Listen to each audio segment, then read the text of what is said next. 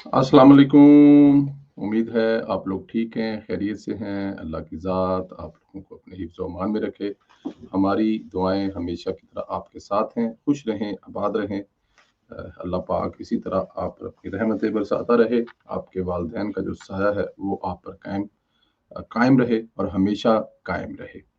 Channel को ज़रूर subscribe करें, बेल आइकन को प्रेस करें और ज़्यादा से ज़्यादा व्हाट्सएप ग्रुपों में जो लिंक है वो भी ज़रूर शेयर करें। अपनी राय का इज़हार भी ज़रूर दें और इसमें हमेशा कुछ ना कुछ ज़रूर कमेंट करें। पाकिस्तान ज़िंदाबाद और पाकिस्तान हमेशा ज़िंदाबाद। आपको पता छेड़ है यहूदियों और मूर्तियों की, तो ज़रूर लिखा करें पाकिस्तान ज़िंदाबाद। अ, और इसके अलावा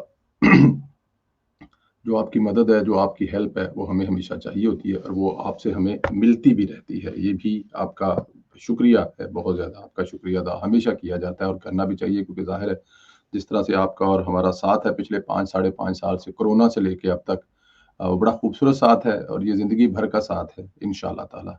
अच्छा, अब चलते हैं ज़रा जी क्योंकि इस वक़्त जो खान साहब हैं वो जिस तरह माइनस हुए हैं, ये बड़े अफ़सोस की बात है कि उनको माइनस करने वाले कोई दूसरे नहीं हैं। खान साहब मुझे एक तकरीर पिछले दिनों याद आ रही थी कि वो कह रहे थे कि नवाज़ शरीफ माइनस नहीं हो रहा बल्कि हो चुका है क्योंकि इस मुल्क की अदालतें सज़ा देकर उनको हमेशा के लिए जो है वो माइनस कर चुकी हैं। तो आज वही खान साहब जो हैं खुद अदालतों के ज़रिए माइनस हो रहे हैं, अपनों के ज़रिए माइनस हो रहे हैं, अपनी पार्टी के ज़रिए माइनस हो रहे हैं।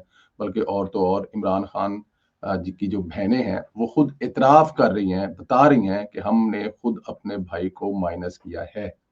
अलीमा खान ने खुद इतराफ़ किया कि हम अपने भाई की सब बातें नहीं मानती थी, इसकी सब बातें बाहर आकर नहीं बताती थी। ये तो बराए अगर देखा जाए तो बराह रास्त ही भाई से गद्दारी का एतराफ़ कर लिया। बहुत अच्छी बात है। एतराफ़ करना जुर्म का ये बड़ी खूबसूरत तरीन चीज़ होती है, उससे इंसान सीखता है अगर सीखे। लेकिन क्या ये सब कंप्रोमाइज़ हैं? और अगर भाई की सारी बातें बाहर आकर पार्टी को नहीं बताती थी और पार्टी का फ़ॉलो अप नहीं लेती थी, तो फिर तो वाक़ई ही कुछ न कुछ ज़्यादती जो है उन्होंने भाई के साथ की है और जो नहीं करनी चाहिए थी ना।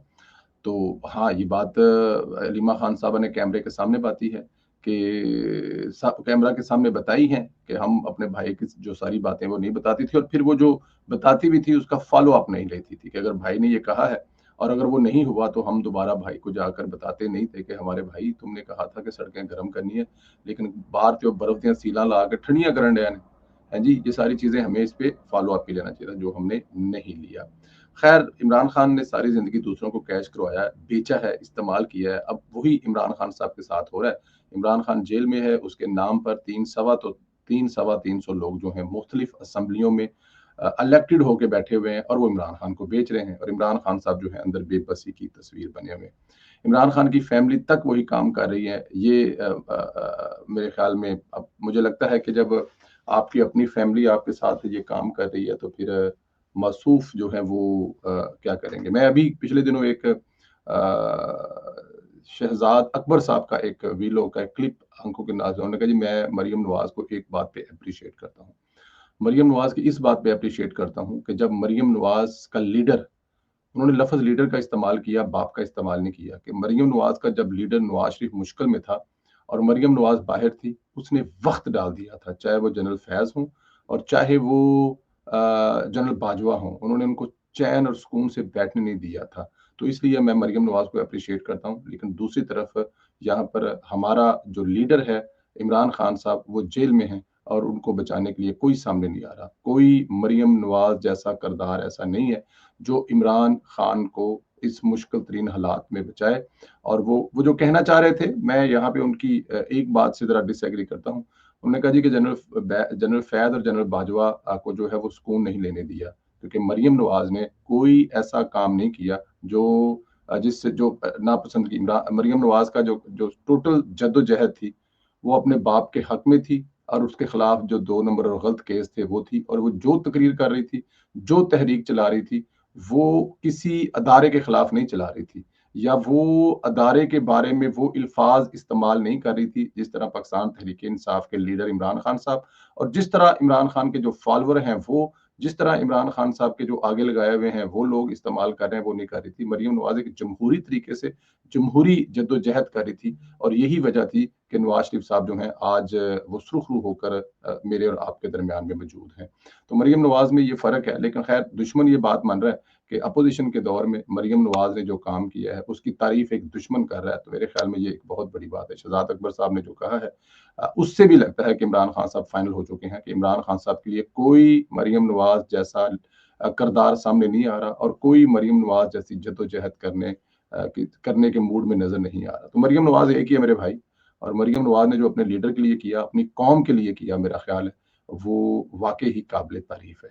इधर अल्ताफ हुसैन ने भी इमरान खान से हजारे यकजहती शुरू कर दिया। अल्ताफ हुसैन ने कहा है कि जब मुझे माइनस कर रहे थे तब कोई नहीं बोल रहा था, अब इमरान खान की फैमिली को दुख याद आ गए। अल्ताफ हुसैन ने इमरान खान की फैमिली के साथ हजारे यकजहती करते हुए कहा है कि अंदाजा करें कि इमरान खान के साथ सिर्फ अल्ताफ हुसैन की हजारे यकजहती रह गई है, क्योंकि दोनों एक जैसे हो गए हैं। दोनों ने मुल्क को ऐसा नुकसान पहुंचाया है। अल्ताफ हुसैन ने भी वही किया था जो अभी इमरान खान कर रहा है। इमरान खान ने भी पाकिस्तान कह रहे न रहे, एटम बम चल जाए मैं हूं तो पाकिस्तान है, और अल्ताफ हुसैन ने भी पाकिस्तान मुर्दाबाद का नारा लगाया था, अगर आपको याद हो तो ये दोनों एक ही अच्छा देखें, मजे की बात है, बनाने वाले भी एक हैं और उनको उल्टा पढ़ने वाले भी ये दोनों किरदार हैं। इससे पहले पाकिस्तान में फांसी चढ़ गए, कत्ल हो गए, जेलें भुगत ली, लेकिन कम से कम अपनी रियासत के खिलाफ कभी इस किस्म की जुबान इस्तेमाल नहीं की।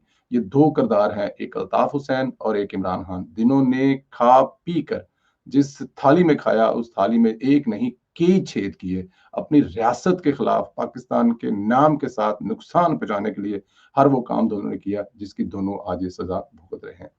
इसराइली वजीर दफा ने अहम इंकशाफ किया और बताया कि वो कैसे खित्तों को एक तवील जंग का शिकार करना चाह रहे थे।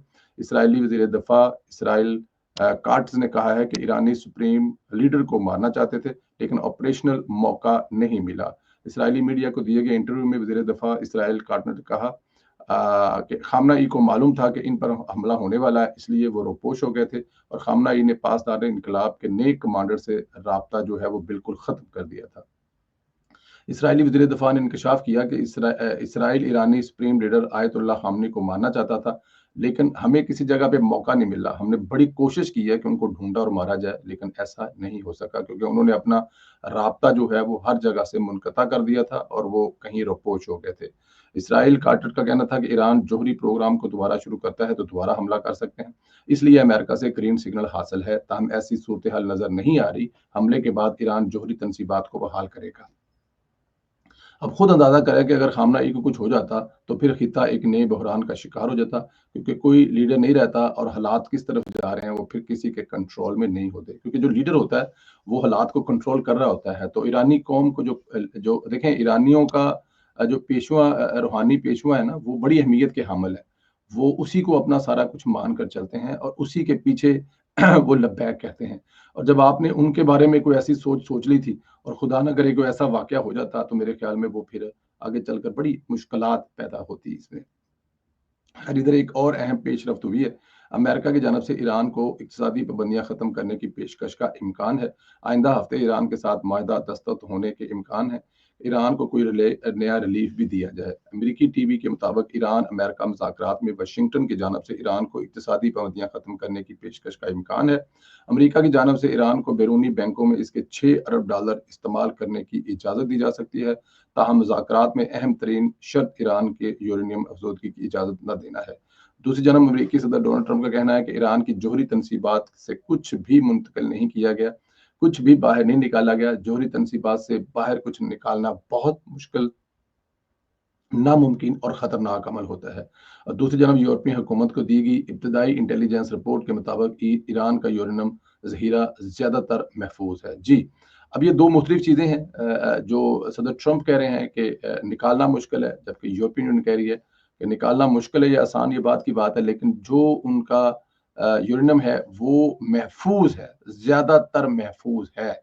ये एक जो चीज़ है। बट एनी हाउ, दूसरी तरफ ये जो अच्छी खबर है कि अगर ईरान में और अमेरिका के दरमियान में ये जो इक्तिसादी पाबंदियां खत्म करने वाला सीन ड्रॉप होता है, तो मेरे ख्याल में ये खित्ते के लिए भी, ईरान के लिए भी, ईरान के लोगों के लिए ये बहुत अच्छा एक कदम होगा।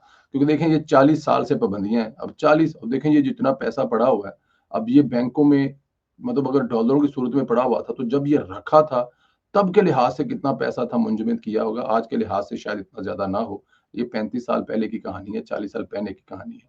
ये 35-40 साल पहले ये सब कुछ किया गया था। और अगर आज ये अकल आ रही है और अगर ये ख़त्म किया जा रहा है और ईरान की हुकूमत भी ताउन करती है, अब कुछ मिली-जुली चीज़ें करके करती है, तो मेरे ख़्याल में ये बड़ी अच्छी है पेशकश है। लेकिन एक बात बता दूँ, जिन ममालिक को दुनिया के किसी दूसरे मुल्क से खतरा है ना, वो अपने एटमी प्रोग्राम पे कोई समझौता ना करे। ये 2 जो अभी फ़िल्में चली हैं ना इस खित्ते में, इंडिया, पाकिस्तान, इज़राइल, ईरान, इसने बता दिया है कि 2 चीज़ें होना बहुत ज़रूरी है। वो मैं आपको एंड में जाके बताता हूँ। इधर भारतीयों को आग लगी हुई है कि हानिया आमर को दिलजीत दोसांझ ने अपनी फ़िल्म में क्यों लिया? यही प्रेशर शायद काम कर गया। भारत की पंजाबी अदाकारा नीरू बाजवा ने अपनी नई फ़िल्म सरदार जी 3 के साथ ही पाकिस्तानी अदाकारा हानिया आमिर को इंस्टा पर अनफॉलो कर दिया है। भारतीय अदाकारा नीरू बाजवा ने अपने ऑफिशियल इंस्टाग्राम अकाउंट से सरदार जी थी की तमाम प्रमोशनल पोस्टें भी हटा दी हैं और मीडिया रिपोर्ट के मुताबिक सोशल मीडिया सार्फान क्या सराहना कर रहे हैं कि नीरू बाजवा को इंतहा पसंद हिंदुओं की जानब से धमकियां मसूल हो रही हैं, जिसकी वजह ने उन्होंने पाकिस्तानी अदाकारा हानिया आमिर को सोशल मीडिया से भी अनफॉलो कर दिया और फिल्म से मुतल्लिक तमाम पोस्टें जो है वो भी हटा दी। देखिए ये है वो सोच हिंदुआता। इस सोच को प्रमोट किया है नरेंद्र मोदी ने पिछले चंद सालों में, ये 10 जो 12 साल है। क्योंकि ज़ाहिर है जब इस सोच की हुकूमत होगी तो उस मुल्क में और क्या किया जाएगा? यही कुछ किया जाएगा ना। कांग्रेस की हुकूमत होती थी, तो वो कम से कम इस चीज़ पे कंट्रोल रहता था। लेकिन क्योंकि जब नरेंद्र मोदी की हुकूमत आ गई और वो इसी को लेके चल रहे हैं और 100 साल होने को है जो इस सोच को लेके चल रहे हैं कि हिंदुस्तान सिर्फ हिंदुस्तानियों का है। तो फिर उसके बाद यही कुछ होगा, ना वहाँ पर कोई बिज़नेसमैन काम कर सके। देखिए ना पिछले दिनों वो बहुत ज़्यादा खबरों में थे जावेद अख्तर साहब, उन्होंने मतलब ज़ाहिर है जो भी फ़िज़ूल गुफ्तगू की, लेकिन एक वक़्त था अब वो ना माने इस बात को कि उनको बॉम्बे में कोई घर किराए पे नहीं देता था क्योंकि वो मुसलमान हैं और वो मतलब बड़े मुसलमान हैं, बड़ा नाम है उनका। चाहे अंदर से वो मुसलमान नहीं है, नाम तो उनका मुसलमानों वाला है ना, हरकतें उनकी मुसलमानों वाली ना हो, तो उनको मकान कोई नहीं देता था। तो अब इस सोच पे आ गए हैं, तो हो सकता है कि अगर कल जिस फ़िल्म में जावेद अख्तर खा गाने लिखेगा, उस फ़िल्म का बायकॉट कर दिया जाए क्योंकि इसका जावेद अख्तर ने गाने लिखे हैं। जिस फ़िल्म का म्यूज़िक ए आर रहमान बनाएगा, उस फ़िल्म का बायकॉट कर दिया जाए क्योंकि इसको ए आर रहमान ने बताया। ये वो सोच है कि किस लेवल पे सोच ले जाती है। अब एक फ़िल्म है, पहले से बनी हुई है, पहले से वो अब तैयार हो गई है, वो रिलीज़ हो रही है, शायद कल जुमे को रिलीज़ हो रही है।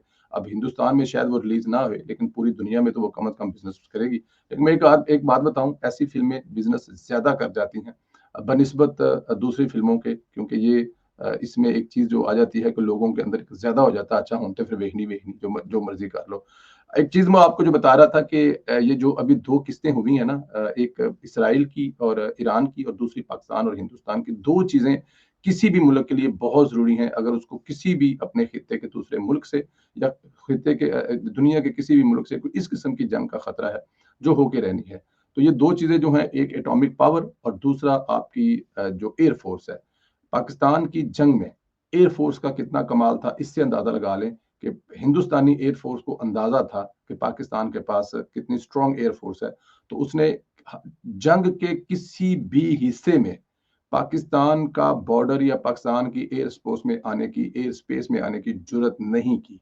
हालाँकि जब वो उन्होंने अपने तमाम के तमाम तैयारे जो हैं हम पर अटैक के लिए उड़ाए थे, तो 120-25 तैयारे जो हैं हिंदुस्तान की हवा में थे, लेकिन हिंदुस्तान की एयर स्पेस में थे।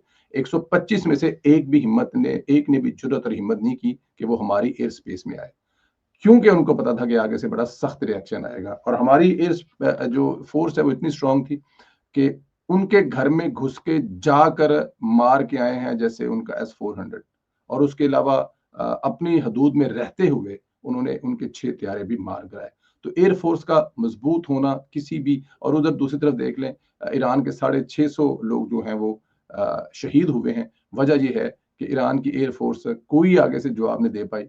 इसराइली एयर फ़ोर्स आती थी और ईरान के अंदर बम गिरा कर जाती थी, मिसाइल गिरा कर जाती थी और बहिफ़ाज़त वापस चले जाते थे। तो अब ईरान की एयर फ़ोर्स भी पाकिस्तान की तरह होती, तो ये 650 लोग शहीद ना होते और ईरान को ये वाला नुकसान भी ना उठाना पड़ता। तो फिर इसराइल भी ज़ाहिर है कहीं से मिसाइल फेंकता, जैसे कि ईरान मिसाइल फेंक रहा था।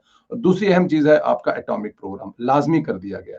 अब ईरान पाबंदियाँ नहीं हटवाएगा मेरे ख़्याल में, वो उस तरफ नहीं जाएगा क्योंकि कोई कंप्रोमाइज़ नहीं करेगा अपने एटॉमिक बम पर। उसकी रीज़न ये है कि उसको पता लग गया कि अमेरिका को और ये देखें ना, ये एक सियानापन होता है। जब आप किसी को नुकसान नहीं पहुंचाते तो आप फिर सलाह मशवरा करके बैक फुट पे चले जाते हैं, ज्यादा तैयारी करके आते हैं मारने के लिए। तो शायद ईरान को भी अंदाजा है कि ईरान को पता लग गया कि हम थोड़े स्ट्रांग हैं, और जिस मामले में स्ट्रांग है थोड़े से वो वापस हटे अमेरिका के साथ मिलकर। अब हमें वो लालच दे रहे हैं, हमें वो बता रहे हैं कि पाबंदियां खत्म करेंगे, ये खत्म करेंगे, वो खत्म करेंगे, लेकिन वो हमला दोबारा करेंगे, क्योंकि इसराइल कभी भी ईरान पर हमले से बाज नहीं आएगा। ये पुरानी, हजारों साल पुरानी जंग है जो कहीं ना कहीं किसी न किसी जगह खत्म होनी है। तो ये दो चीजें जो है वो बहुत लाजमी है, एक आपके मुल्क का एटॉमिक बम और दूसरा आपकी एयरफोर्स। अल्लाह पाक आप लोगों को अपने हिफ्ज़ मान में रखे। हमारी दुआएं हमेशा की तरह आपके साथ हैं। खुश रहें, आबाद रहें। चैनल को जरूर सब्सक्राइब करें, बेल आइकन को प्रेस करें और ज्यादा से ज्यादा व्हाट्सएप ग्रुपों में लिंक शेयर करें और अपनी राय का इजहार जरूर करें। क्या ईरान को पाबंदियां हटवा लेनी चाहिए या एटॉमिक बम पे कोई कंप्रोमाइज नहीं करना चाहिए? एयरफोर्स और एटॉमिक बम किसी भी मुल्क की हिफाजत के लिए कितना जरूरी है, इस पे अपनी राय का इजहार जरूर करें। बहुत शुक्रिया। खुदा हाफिज।